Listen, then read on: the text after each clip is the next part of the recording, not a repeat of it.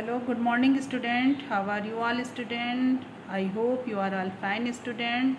So let's start student our study with next video. Okay student, our new topic समूहीकरण एवं वर्गीकरण के पूर्व प्रयास, farmer attempts of the grouping and classifications. इसको हम लोग पढ़ते हैं। देखिए, ऐतिहासिक दस्तावेज से हमें पता लगता है कि सर्वप्रथम अरस्तु ने जीवों को उनके आवास के आधार पर समूहीकृत करने का प्रयास किया। इस आधार पर उन्होंने जीवों के जलीय व स्थलीय जैसे समूह बनाए थे। उन्होंने क्या किया था कि जो जीव यानी हमारे लिविंग ऑर्गेनिज्म हैं, उनके आवास यानी उनके रहने के हिसाब से, आवास शेल्टर कि वो कहाँ पर सरवाइव कर रहे हैं, उनके हिसाब से उन्होंने क्या किया था, उसमें रहने के आधार बनाए। जैसे कि उन्होंने ये देखा कि कुछ जंतु जो हैं वो कहाँ पाए जाते हैं। कुछ जंतु हमारे जो लिविंग ऑर्गेनिज्म है, जैसे पेड़ हैं बच्चों, वो कुछ टेरेस्ट्रियल यानी लैंड पर पाए जाते हैं, ज़मीन पर।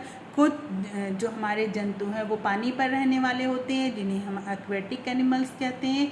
तो उसी तरीके से उन्होंने देखा कि जो लिविंग ऑर्गेनिज्म है हमारे, यानी उसमें दोनों इंक्लूड है ना, लिविंग ऑर्गेनिज्म में हमारे पेड़ पौधे भी इंक्लूड होते हैं और जंतु भी उसमें इंक्लूड होते हैं, यानी animals, plant and trees are included in living organism. Okay, तो स्टूडेंट उन्होंने क्या किया था, उनके शेल्टर के हिसाब से वर्गीकृत किया किस अरस्तु ने, यानी कि उन्होंने दो भागों में बांट दिया कि ये जो जंतु हैं ये पानी में पाए जाते हैं। जैसे पानी में हमारी जो है फिशेस होती हैं, बहुत से मैक्रोस्कोपिक एनिमल्स भी पाए जाते हैं। ओके, जो वाटर्स में ही रहते हैं, सी हार्ट्स है, स्टार फिश है, वेल्स है, शार्क है, so many animals live in water. Okay, and land में ढेर सारे एनिमल्स हमको मिलते हैं। जैसे अगर बिग एनिमल्स को देखते हैं आप आसपास, तो सब एलिफेंट्स हैं, कैट हैं, डॉग हैं, ढेर सारे एनिमल्स हैं ना, काऊ है, बुफेलोज हैं। ये सब किस में पाए जा रहे हैं, ये सब हमारे लैंड पर रहते हैं। यानी कि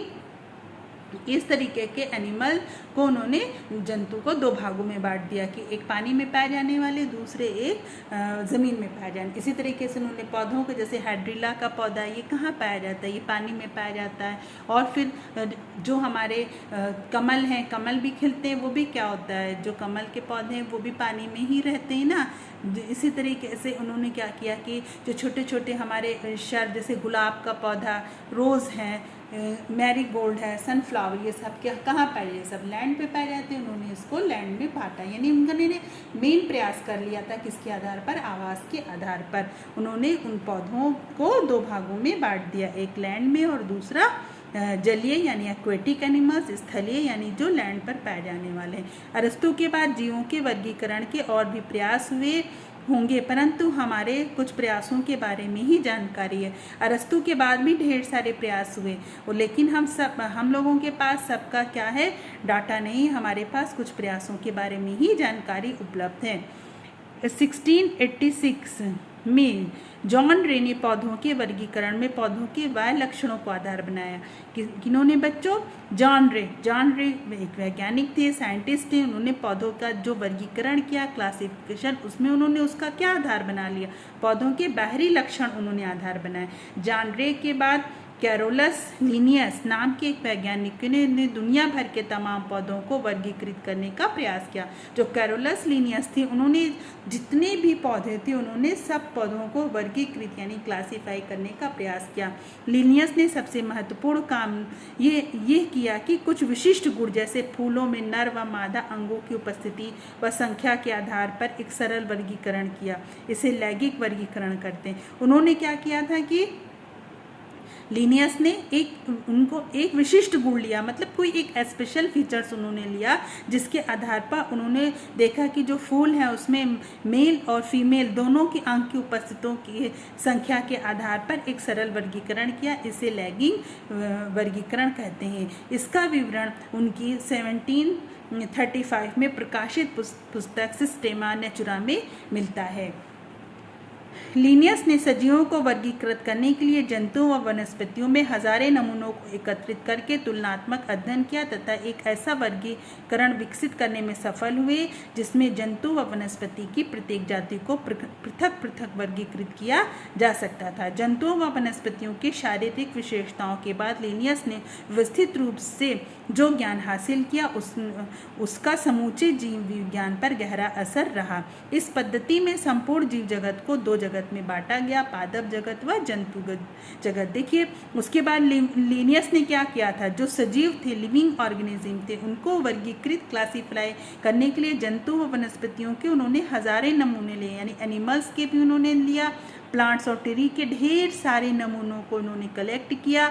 उसके बाद उन्होंने उसका तुलनात्मक अध्ययन किया, यानी आपस में कंपेयर किया और एक ऐसा वर्गीकृत विकसित करने में सफल हुए जिसमें जंतु व वनस्पति की प्रत्येक जाति को पृथक पृथक वर्गीकृत किया जा सके। यानी उन्होंने ये उनको सफलता मिल गई थी कि ताकि वो जो जंतु और वनस्पति है उसकी जाति को वो अलग अलग कर सकें, वर्गीकृत कर सकें। जंतु व वनस्पतियों के शारीरिक विशेषताओं के बारे में लिनियस ने व्यवस्थित रूप से ज्ञान हासिल किया और समूचे जीव विज्ञान पर इसका गहरा असर रहा। उन्होंने लिनियस ने इतना कंपेयर किया, फिर उन्होंने जीव जंतु के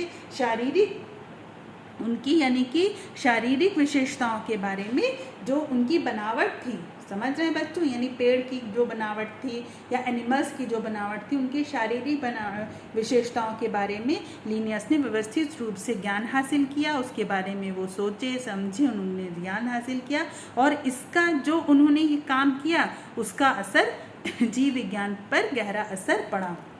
और इसी पद्धति में संपूर्ण जीव जगत को, संपूर्ण जितनी भी लिविंग ऑर्गेनिज्म है, जीव जगत को उन्होंने दो भागों में बांट दिया, पादप जगत और जंतु जगत। पादप जगत मतलब जिसमें हमारे वनस्पति आते हैं, यानी प्लांट्स एंड ट्रीज, और जंतु जो भी इसमें भी छोटे से लेके बड़े एनिमल्स, सबको उन्होंने दो भागों में बांटा गया। कैरोलस लिनियस ने वर्गीकरण में सबसे पहले पदानुक्रम शब्द का प्रयोग किया। उन्होंने सबसे पहले किसका प्रयोग किया था? पदानुक्रम शब्द का प्रयोग किया। पदानुक्रम वो प्रक्रिया है जिसमें जीवों को उनके गुणों के विकास के आधार पर एक निश्चित श्रृंखला के अंतर्गत विभिन्न समूहों में व्यवस्थित किया जा सकता है। जैसे मनुष्य का पदानुक्रम है जगत, किंगडम, ओके, एनिमेलिया संघ, फाइलम वर्ग, क्लास। यानी कि अब देखिए जगत किंगडम ने एनिमेलिया में बहुकोशिकीय यूकैरियोटिक अंतःग्रहण पोषण विधि ये जगत में। फिर कॉर्डेटा में क्या था? कॉर्डेटा में कशेरुक दंड, जोड़ीदार उपांग, ओके, वर्ग में मैमेलिया, शरीर में रोए से ढका बाह्य कण की उपस्थित। अब देखिए मनुष्य क्या है, वो एनिमेलिया में है, इसका जगत बहुकोशिकीय जंतु है ना, बहुकोशिकीय है ना, हम सब लोग किस ढेर सारी कोशिकाओं से मिलकर बने हैं, बहुकोशिकीय हैं। यूकैरियोटिक कोशिका हम लोगों की, प्रोकैरियोटिक नहीं है। प्रोकैरियोटिक तो बैक्टीरिया वगैरह की, हम लोग की कोशिकाएं क्या है, यूकैरियोटिक टाइप है। अंतःग्रहण पोषण विधि हम लोगों की कौन सी पोषण विधि बच्चों? अंतःग्रहण पोषण विधि। संघ कॉर्डेटा, कॉर्डेटा मतलब हमारे शरीर में नोटोकार्ड यानी कशेरु दंड का पाया जाना, नोटोकार्ड का पाया जाना। नोटोकार्ड यानी रीढ़ की हड्डी, हर मनुष्य में रीढ़ की हड्डी है ना, तो संघ कॉर्डेटा यानी कशेरु दंड का पाया। जोड़ीदार उपांग, आपके पास हाथ पैर सब जोड़ीदार है ना, तो जोड़ीदार उपांग का होना। वर्ग मैमेलिया यानी शरीर हमारा रोल से ढका है और बाह्यकण भी उपस्थित है। तो इन सब चीज़ों को बच्चों आपको अच्छे से समझना है, जिसको हमने वीडियो के अकॉर्डिंग आपको यहाँ पर समझाया है। गण यानी कि ऑर्डर, ऑर्डर में ना गण यानी ऑर्डर। प्राइमेट्स यानी अंगूठे की स्थिति विपरीत है। अग्र व पश्चपाद में 5-5 उंगलियां, अंगूठे की स्थिति विपरीत है ना, आप अपने हाथ के अंगूठे की स्थिति देखिए एक दूसरे के विपरीत है। अग्र व पश्चपाद में 5-5 उंगलियां है ना। फिर कूल यानी कि होमोनिड, द्विपाद चलन, हम लोग किससे चलते हैं? कुल यानी फैमिली में हम लोग होमोनिडी हैं और हम लोग दो पैर से चलते हैं। वंश हमारा क्या? होमो, हमारे पास क्या है? सुबस्टिक्स, मस्तिष्क है ना, और जाति क्या है? सैम्पियंस। तो इस तरीके से मनुष्य का क्लासिफिकेशन उन्होंने किया, जिसको कि अभी हम लोगों ने पीछे भी देखा है ना क्या क्या है। यहाँ पर इसको फिर से देखते हैं। देखिए, जगत यानी किंगडम है, किंगडम एनिमेलिया, संघ यानी फाइलम कॉर्डेटा, वर्ग यानी क्लास मैमेलिया,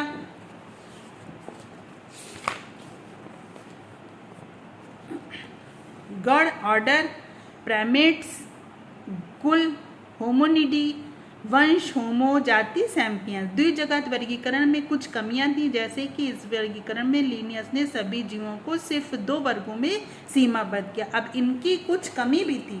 इन्होंने क्या किया था कि द्विजगत वर्गीकरण में कुछ कमियां रह गई थी। उन्होंने इस वर्गीकरण में लिनियस ने सभी जीवों को सिर्फ 2 वर्गों में सीमाबद्ध किया, परंतु कुछ ऐसे जीव पाए गए जो पादप व जंतु दोनों के लक्षण दर्शाते थे। इन्होंने देखिए, लिनियस की कमी ये रह गई कि इन्होंने क्या किया था कि जितनी जीव जगत के संपूर्ण जीव जगत में जो लिविंग ऑर्गेनिज्म, इन्होंने इनको 2 में बांट दिया। एक पादप, इनको उन्होंने प्लांट को में कैटेगरी में डाल दिया, प्लांट वनस्पतियों में, और दूसरा उन्होंने उसको जंतु की कैटेगरी में डाल दिया। लेकिन कुछ ऐसे भी जंतु थे जिसमें दोनों की कैरेक्टर मौजूद थे, इसकी ये वर्गीकरण क्लासिफिकेशन नहीं कर पाए।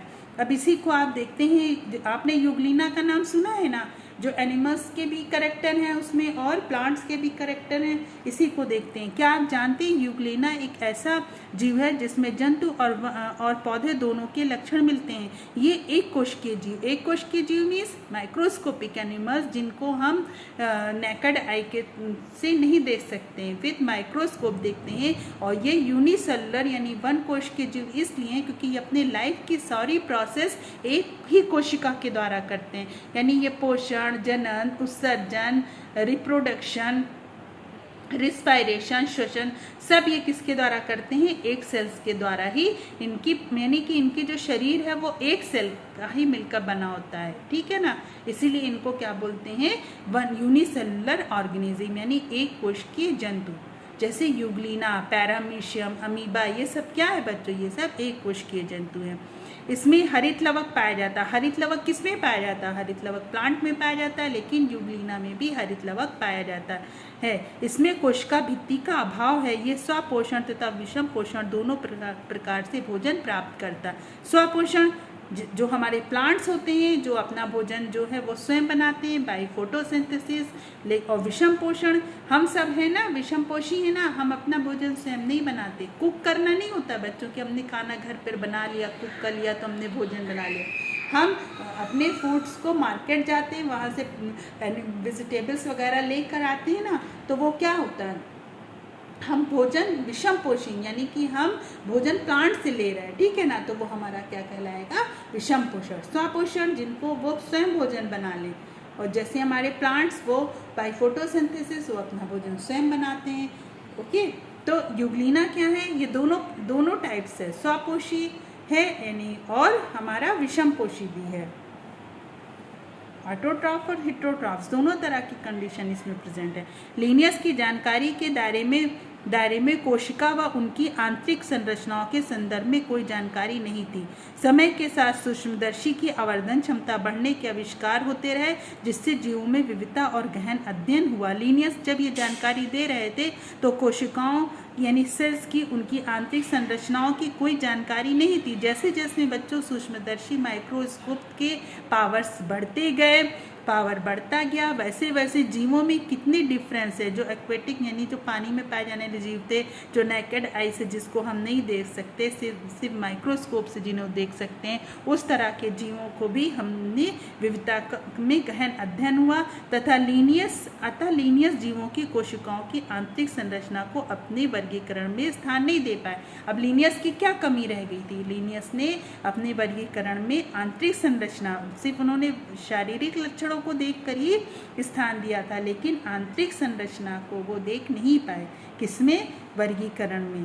तो यही उनके वर्गीकरण की कमी थी।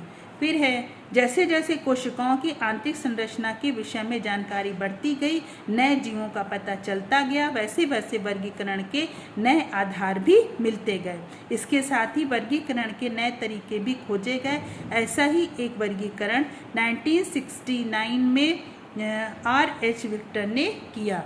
ऐसा ही वर्गीकरण 1969 में हमारे एक वैज्ञानिक थे, कौन, R.H. व्हिटेकर ने दिया।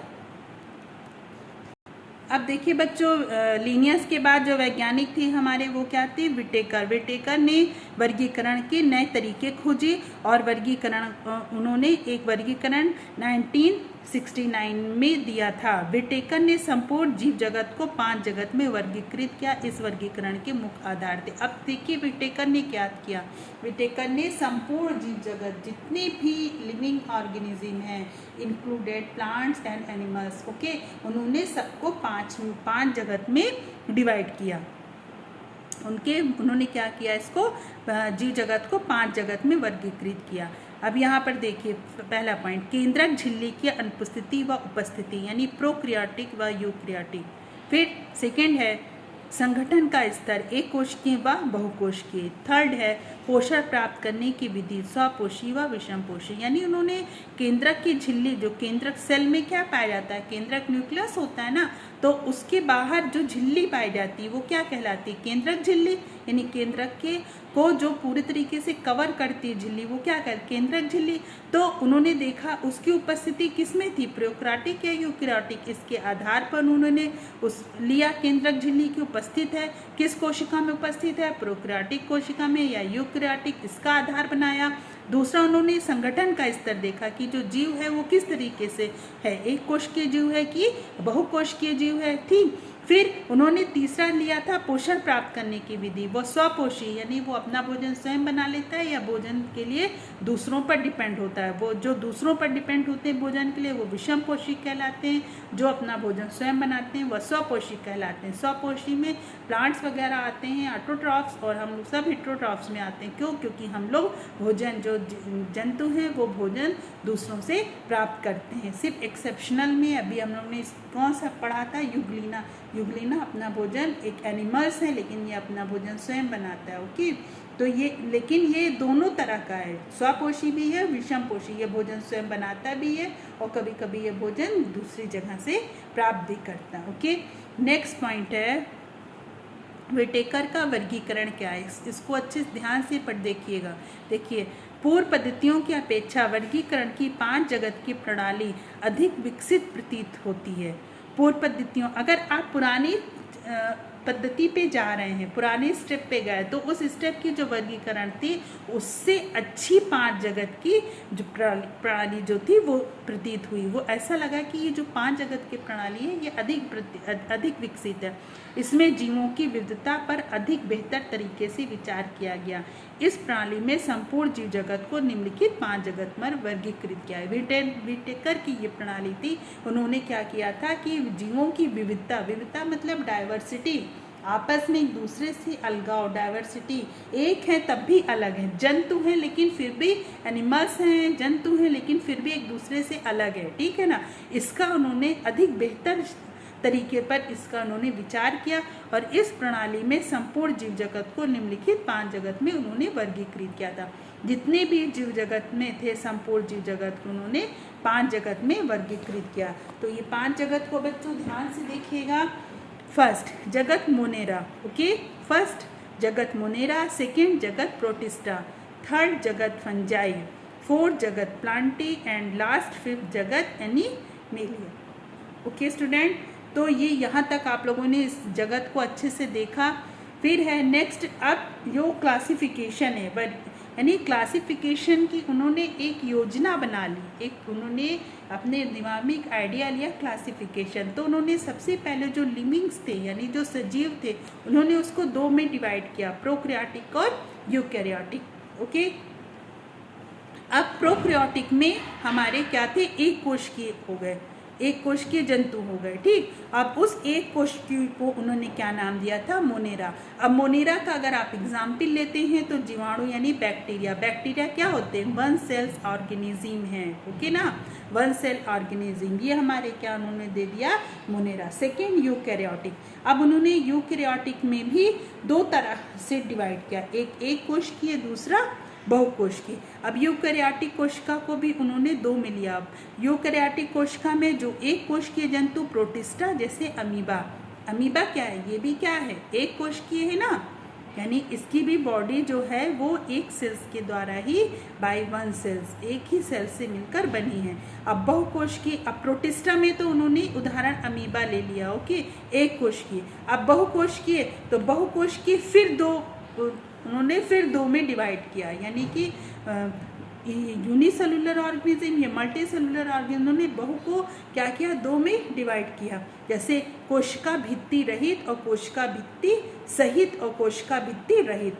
कोशिका भित्ति मतलब जैसे कि मान लीजिए ये यहाँ पर एक कोशिका है, ठीक, ये मान लीजिए ये कोशिका है स्टूडेंट, तो ये कोशिका है ना, ये कोशिका मान लीजिए इतनी बड़ी कोशिका होती नहीं है, लेकिन यहाँ पर आपको समझा रहे हैं, लेकिन ये कोशिका किसी भित्ति से ना घिर के बनी होगी, यानी इस कोशिका की एक पर आउटर लेयर होगी जिसमें सेल्स ऑर्गेनिज्म होंगे, तो इसमें किसमें कोशिका भित्ति है, किसमें कोशिका भित्ति नहीं है, या इस तरीके से उन्होंने इसी का आधार बनाया, यानी कोशिका भित्ति सहित और कोशिका भित्ति रहित। फिर एक है कोशिका भित्ति सहित और कोशिका भित्ति रहित। अब फिर उन्होंने कोशिका भित्ति सहित को भी दो में भागे, प्रकाश संश्लेषण करने में अक्षम और प्रकाश संश्लेषण करने में सक्षम, यानी कि जिसमें कोशिका भित्ति पाई जाती है वो हमारे प्लांटी में दिखाई दे रहे हैं ना बच्चे, प्लांटी में दिखाई दे रहे हैं। तो जो प्रकाश करने, जो कोशिका भित्ति सहित में दो को उन्होंने फिर बांट दिया, एक ऐसे पौधे जो फोटोसिंथेसिस के द्वारा अपना भोजन ले लें, और एक ऐसे पौधे जो फोटोसिंथेसिस नहीं कर पाते लेकिन अपने भोजन को फिर वो जो फोटोसिंथेसिस नहीं कर पाते और भोजन दूसरों से लेते हैं, लेकिन एक ऐसे पौधे जो फोटोसिंथेसिस कर पाते हैं और अपना भोजन स्वयं बनाते हैं। तो इसमें फंजाई यानी फंगस, जिसको आप नॉर्मल वे में क्या बोलते हैं, फफूंद बोलते हैं ना, तो फफूंद, ओके, जिसका एक एग्जाम्पल है राइजोपस, इसका एक एग्जाम्पल है राइजोपस। फफूंद क्या होती है, क्यों, क्योंकि ये इसमें क्लोरोफिल का नहीं पाया जाता है, यानी इसमें तो ये जब एब्सेंस ऑफ क्लोरोफिल दे